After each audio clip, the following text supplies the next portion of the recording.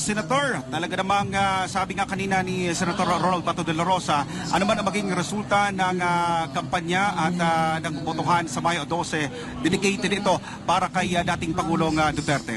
Correct. Ang kapanalunan po ng Duterte, tandaan nyo lang po, Duterte. Ang kapanalunan po ng Duterte sa darating na Lunes ay kapanalunan po ng Pilipino, kapanalunan po para kay Tatay Digong. At nakikiusap po sa ating mga kababayan, huwag po natin kalimutan ang ating mahal na Tatay Digong. Ipagdasal po natin ang kanyang kalusugan at ang kanyang kaligtasan and of course ang kanyang kalayaan. Tandaan po natin, pagpasok nyo lang po sa Lunes, pag sa inyong pagboto, tandaan nyo lang po si Tatay Digong na nagserbisyo po sa atin sa 6 na taon. Mas nakakalakad ba ang ating mga anak dyan na hindi nasasaktan at nababastos. Ginawa niya po ang lahat para sa bayan. Nagsakripisyo po siya. Ako, witness ako dyan. Puro lang po yung trabaho. Sa totoo lang po, mas tumanda nga siya sa pagtatrabaho. Hindi naman siya ganun katanda tingnan noon. Masyado sa masigla. Pinilit natin siyang tumakbo bilang presidente noong 2016. At ginawa naman niya ang kanyang trabaho para po sa kinabukasan ng ating mga anak. Ako po ay nakikiusap sa ating mga kasamahan, sa mga kababayan natin. Please lang po, suportahan po natin ng Duterte senatorial slate, mga kandidato po ng Duterte.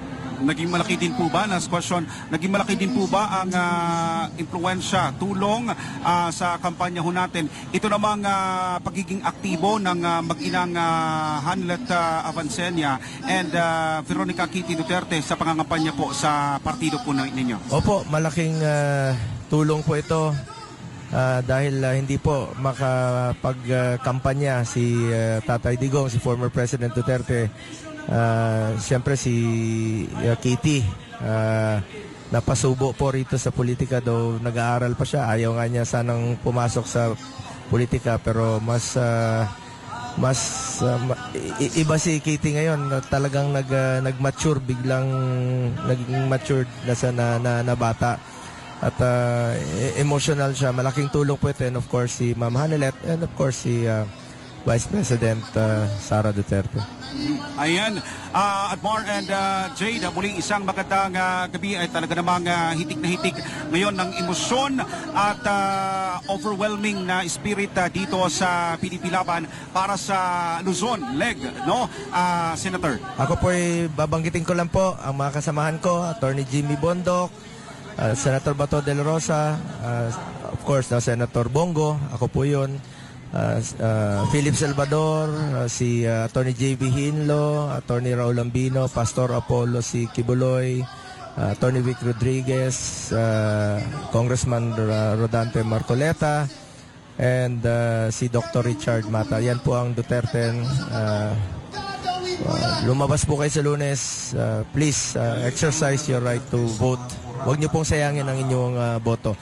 Ako naman bilang inyong senador, hindi po ako politiko. Gagawin ko lang po ang aking trabaho para sa Pilipino dahil bisyo ko ang magserbisyo sa ating mga kababayang Pilipino at naniniwala po ako na ang serbisyo po sa tao ay serbisyo po yan sa Diyos. Maraming salamat po sa inyong suporta. Finally, last 3 days na po ito. Until Saturday na lang po ang ating rally. So sana maging maayos, peaceful ang ating eleksyon sa Lunes at karapatan natin. This is democracy. Please exercise your right to vote.